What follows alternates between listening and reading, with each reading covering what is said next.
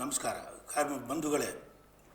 AITUC Karnataka ರಾಜ್ಯ ಸಮಿತಿಯ ವತಿಯಿಂದ ತಮ್ಮೆಲ್ಲರಿಗೂ ಶುಭಾಶಯಗಳನ್ನು ಕೋರಲಿಕ್ಕೆ ಬಯಸ್ತೀನಿ. ಇವತ್ತು AITUCಯ ಕರ್ನಾಟಕ ರಾಜ್ಯ ಸಮಿತಿಯ ಒಂದು ಚರಿತ್ರೆಯಲ್ಲಿ ಭಾಳ ಹೆಮ್ಮೆ ದಿನ ಅಂತ ಹೇಳಿದ್ರೆ ತಪ್ಪಾಗಲಿಕ್ಕಿಲ್ಲ. ಯಾಕಂದರೆ AITUC 2022ನೇ ಇಸ್ವಿಯಿಂದ ಕಾನೂನಿನ ಹೋರಾಟ ಮತ್ತು ಬೀದಿ ಹೋರಾಟಗಳ ಮೂಲಕ ಕನಿಷ್ಠ ಕೂಲಿ ಪ್ರಶ್ನೆಯನ್ನು ಈ ರಾಜ್ಯದ ಕಾರ್ಮಿಕ ವರ್ಗದ ಪರವಾಗಿ ರಾಜ್ಯ ಸರ್ಕಾರದ ಮುಂದೆ, ಸಾರ್ವಜನಿಕರ ಮುಂದೆ ಮಂಡಿಸಿತ್ತು. ಇವತ್ತು ಆ ಒಂದು ಹೋರಾಟದ ಫಲವಾಗಿ ರಾಜ್ಯ ಸರ್ಕಾರ ನಿನ್ನೆ ಅಂದರೆ 11/4/2025 ಒಂದು ಅಧಿಸೂಚನೆಯನ್ನು, ಕರಡು ಅಧಿಸೂಚನೆಯನ್ನು ಹೊರಡಿಸಿ ಕನಿಷ್ಠ ಕೂಲಿಯನ್ನು ಪರಿಷ್ಕರಣೆ ಮಾಡಿದೆ.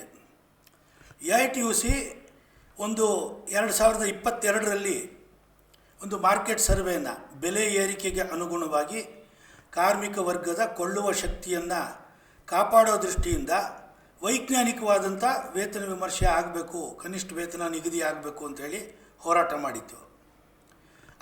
ಅದರ ಒಂದು ಭಾಗವಾಗಿ ನಾವು ಇಡೀ ರಾಜ್ಯದ 8 ಕೇಂದ್ರಗಳು, ಗುಲ್ಬರ್ಗ, ಬಳ್ಳಾರಿ, ಬೆಳಗಾವಿ, ಹುಬ್ಬಳ್ಳಿ, ದಾವಣಗೆರೆ, ಹಾಸನ, ಮೈಸೂರು ಮತ್ತು ಬೆಂಗಳೂರು ಇಷ್ಟು ನಗರಗಳಲ್ಲಿ ಬೆಲೆಯನ್ನು, ಆಹಾರ ಧಾನ್ಯಗಳ ಬೆಲೆ, ಮನೆ ಬಾಡಿಗೆ ಮತ್ತು ಇತರ ಜೀವನಾವಶ್ಯಕ ವಿಚಾರಗಳ ಒಂದು ಬೆಲೆಯನ್ನು ಸರ್ವೆ ಮಾಡಿ ಅಕುಶಲ ಕಾರ್ಮಿಕರಿಗೆ, ಅನ್ಸ್ಕಿಲ್ಡ್ ವರ್ಕರ್ಸಿಗೆ ಝೋನ್ 3ಯಲ್ಲಿ ಒಂದು ಗೌರವಾನ್ವಿತವಾದ ಬದುಕನ್ನು ನಡೆಸಬೇಕಾದ್ರೆ 31,556 ರೂಪಾಯಿಗಳ ವೇತನದ ಅವಶ್ಯಕತೆ ಇದೆ ಅನ್ನೋದನ್ನು ವೈಜ್ಞಾನಿಕವಾಗಿ ಬೆಲೆ ಸರ್ವೆ ಮೂಲಕ, ಪ್ರೈಸ್ ಸರ್ವೆ ಮೂಲಕ ನಾವು ಒಂದು ಫಿಗರನ್ನು ರಾಜ್ಯ ಸರ್ಕಾರಕ್ಕೆ ಮನವಿ ಕೊಟ್ಟಿದ್ವಿ.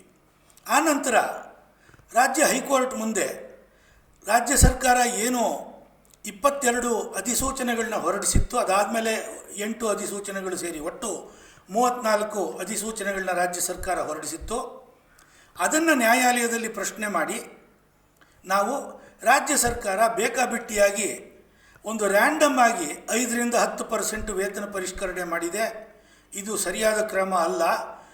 ರಾಜ್ಯ ಸರ್ಕಾರಕ್ಕೆ ಸುಪ್ರೀಂ ಕೋರ್ಟ್ ಏನು 1992ನೇ ಇಸ್ವಿಯಲ್ಲಿ ರೆಪ್ಟಕೋಸ್ ಬ್ರೆಟ್ ಪ್ರಕರಣದಲ್ಲಿ ಏನು ಮಾನದಂಡಗಳನ್ನು ನಿಗದಿಪಡಿಸಿತ್ತು ಕನಿಷ್ಠ ವೇತನವನ್ನು ನಿಗದಿಪಡಿಸಲಿಕ್ಕೆ, ಅದನ್ನು ಅನುಸರಿಸಿ ನೀವು ವೇತನ ಪರಿಷ್ಕರಣೆ ಮಾಡಬೇಕು ಅಂಥೇಳಿ ರಾಜ್ಯ ಸರ್ಕಾರಕ್ಕೆ ನಿರ್ದೇಶನ ಕೊಡೋದಕ್ಕೆ ರಿಟ್ ಪಿಟಿಷನನ್ನು AITUC ರಾಜ್ಯ ಸಮಿತಿ ಹಾಕಿತ್ತು. ಹೈಕೋರ್ಟ್ನ ಏಕಸದಸ್ಯ ಪೀಠ AITUC ವಾದವನ್ನು ಪುರಸ್ಕರಿಸಿ ರೆಪ್ಟಕೋಸ್ ಬ್ರೆಟ್ ತೀರ್ಮಾನದ ಪ್ರಕಾರ, ಅದರಲ್ಲಿ ಸುಪ್ರೀಂ ಕೋರ್ಟ್ ಹೇಳಿರುವ ಮಾನದಂಡಗಳ ಪ್ರಕಾರ ವೇತನ ಪರಿಷ್ಕರಣೆ ಆಗಬೇಕು, ವೇತನ ನಿಷ್ಕರ್ಷೆ ಆಗಬೇಕು ಅಂಥೇಳಿ ರಾಜ್ಯ ಸರ್ಕಾರಕ್ಕೆ ಸೂಚನೆ ಕೊಟ್ಟಿತ್ತು.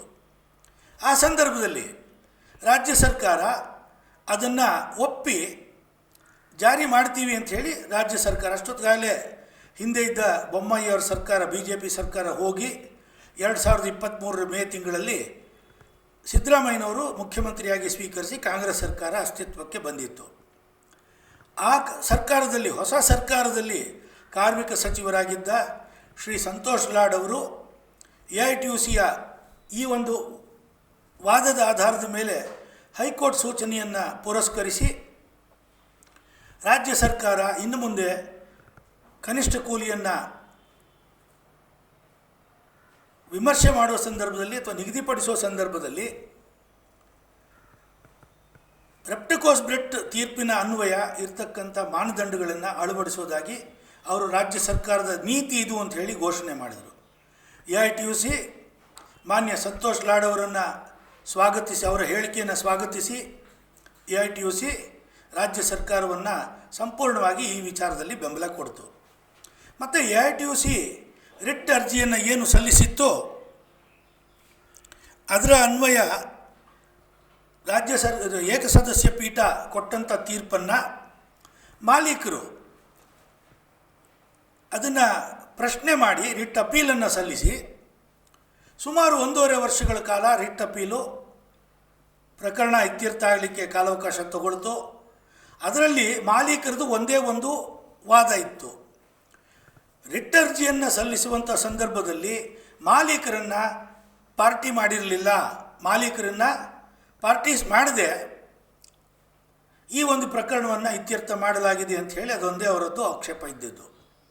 ಸೊ ಈಗ ಇದು ಏನು ವಿಭಾಗೀಯ ಪೀಠ, ಹೈಕೋರ್ಟ್ ವಿಭಾಗೀಯ ಪೀಠ ಮತ್ತೆ ಈ ಒಂದು ವಿಚಾರದಲ್ಲಿ ಪ್ರಕರಣವನ್ನು ಏಕಸದಸ್ಯ ಪೀಠಕ್ಕೆ ರಿಮಾಂಡ್ ಮಾಡಿ ಈ ಮಾಲೀಕರನ್ನು ಕೂಡ ಅವರ ಒಂದು ಅಭಿಪ್ರಾಯನೂ ಕೂಡ ನೀವು ತಗೋಬೇಕು ಅಂಥೇಳಿ ನಿರ್ದೇಶನ ಕೊಟ್ಟಿದೆ.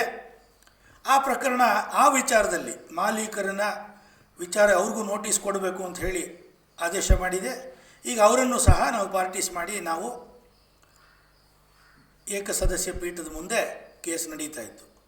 ಆ ಸಂದರ್ಭದಲ್ಲಿ ಆ 34 ಅಧಿವೇಶನಗಳನ್ನು ಹಿಂಪಡೆದು ರಾಜ್ಯ ಸರ್ಕಾರ ಇವತ್ತು ನಿನ್ನೆ ಈ ಒಂದು ಆದೇಶವನ್ನು ಹೊರಡಿಸಿದೆ. ಕಾನೂನು ತಜ್ಞರ ಇಲಾಖೆಯ ಅಭಿಪ್ರಾಯನೂ ತಗೊಂಡಿದೆ ರಾಜ್ಯ ಸರ್ಕಾರ.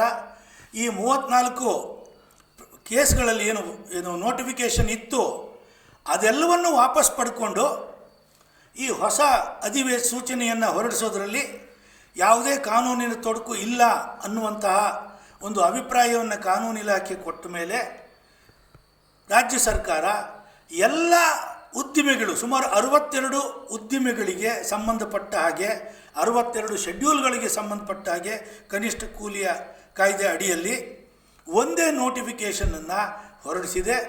ಇದರಲ್ಲಿ ಅನ್ಸ್ಕಿಲ್ಡ್ ವರ್ಕರ್ಸ್ಗೆ 19,317 ರೂಪಾಯಿ, ಝೋನ್ 3ಯಲ್ಲಿ ಒಂದು ಅಕುಶಲ ಕಾರ್ಮಿಕರಿಗೆ ಅನ್ಸ್ಕಿಲ್ಡ್ ವರ್ಕರ್ಸ್ಗೆ 19,317 ರೂಪಾಯಿ ನಿಗದಿ ಮಾಡಿದೆ. ಬೆಂಗಳೂರಿನಂಥ ಎ ಝೋನ್ನಲ್ಲಿ ಬೃಹತ್ ಬೆಂಗಳೂರು ಮಹಾನಗರ ಪಾಲಿಕೆ ವ್ಯಾಪ್ತಿಯಲ್ಲಿ ಬರುವಂಥ ಬೆಂಗಳೂರು ನಗರದಲ್ಲಿ 31,114 ರೂಪಾಯಿಯನ್ನು ರಾಜ್ಯ ಸರ್ಕಾರ ನಿಗದಿ ಮಾಡಿದೆ. ಸೊ ನಾವು ಈ ಸಂದರ್ಭದಲ್ಲಿ ಏನನ್ನು ಹೇಳಲಿಕ್ಕೆ ಬಯಸ್ತೀವಿ ಅಂದರೆ ಈ ಇಡೀ ಹೋರಾಟದಲ್ಲಿ ಕಾನೂನು ಹೋರಾಟ ಇರ್ಬೋದು ಅಥವಾ ಬೀದಿ ಹೋರಾಟ ಇರ್ಬೋದು, ಈ ಎರಡೂ ಹೋರಾಟಗಳಲ್ಲಿ AITUC ಏಕಾಂಗಿಯಾಗಿ ಈ ಹೋರಾಟಕ್ಕೆ ನಾಯಕತ್ವ ಕೊಟ್ಟಿದೆ, ಮುತುವರ್ಜಿ ಮಾಡಿದೆ. ಈ ಒಂದು ಹೋರಾಟದಲ್ಲಿ ನಮಗೆ 2022ರ ಫೆಬ್ರವರಿ ತಿಂಗಳಲ್ಲಿ, 2023ರ ಬಜೆಟ್ ಅಧಿವೇಶನ ಸಂದರ್ಭದಲ್ಲಿ ಫೆಬ್ರವರಿ ತಿಂಗಳಲ್ಲಿ, 2024ರಲ್ಲಿ ಪ್ರತಿ ವರ್ಷ ಕೂಡ ಬಜೆಟ್ ಅಧಿವೇಶನದ ಸಂದರ್ಭದಲ್ಲಿ ಕನಿಷ್ಠ ಕೂಲಿ ಪ್ರಶ್ನೆಯನ್ನು ಪ್ರಧಾನವಾಗಿಟ್ಟುಕೊಂಡು ಇಡೀ ರಾಜ್ಯದ ಸಂಘಟಿತ ಅಸಂಘಟಿತ ವಲಯದ ಕಾರ್ಮಿಕರನ್ನು ಬೆಂಗಳೂರಲ್ಲಿ ರ್ಯಾಲಿಯಲ್ಲಿ ಮೊಬಿಲೈಸ್ ಮಾಡಿ ರಾಜ್ಯ ಮಟ್ಟದ ರ್ಯಾಲಿಗಳನ್ನು, ಪ್ರತಿಭಟನಾ ಪ್ರದರ್ಶನಗಳನ್ನು ಮಾಡಿ, ಧರಣಿ ಸತ್ಯಾಗ್ರಹ, ಸೆಮಿನಾರ್ಗಳು ಇದೆಲ್ಲವನ್ನು ಮಾಡಿ ಒಂದು ಸಾರ್ವಜನಿಕ ಅಭಿಪ್ರಾಯವನ್ನು ರೂಪಿಸಲಿಕ್ಕೆ AITUC ಶ್ರಮಿಸಿತು. ಕಾನೂನಿನ ಹೋರಾಟದ ಮೂಲಕ ರಾಜ್ಯ ಸರ್ಕಾರಕ್ಕೆ ಯಾವ ರೀತಿಯಾದ ಸೂಚನೆ ಮತ್ತು ನಿರ್ದೇಶನವನ್ನು ಕೊಡಬೇಕು ಅದನ್ನು ಮಾಡಿತು. ಸೊ ಈ ಎರಡೂ ಹೋರಾಟಗಳ ಮೂಲಕ, ಒಂದು ಬೀದಿಯ ಹೋರಾಟ, ಇನ್ನೊಂದು ಕಾನೂನಿನ ಹೋರಾಟದ ಮೂಲಕ AITUC ರಾಜ್ಯ ಸಮಿತಿ ನಡೆಸಿದಂಥ ಈ ಒಂದು ಆಂದೋಲನಕ್ಕೆ ಪುರಸ್ಕಾರ ಸಿಕ್ಕಿದೆ. ಈ ಒಂದು ಹೋರಾಟದಲ್ಲಿ ಭಾಗಿಯಾದಂಥ ಸಂಘಟಿತ ಅಸಂಘಟಿತ ವಲಯದ ಎಲ್ಲ ಕಾರ್ಮಿಕರನ್ನು AITUC ರಾಜ್ಯ ಸಮಿತಿ ಹೃತ್ಪೂರ್ವಕವಾಗಿ ಅಭಿನಂದನೆಗಳನ್ನ ಸಲ್ಲಿಸುತ್ತೆ.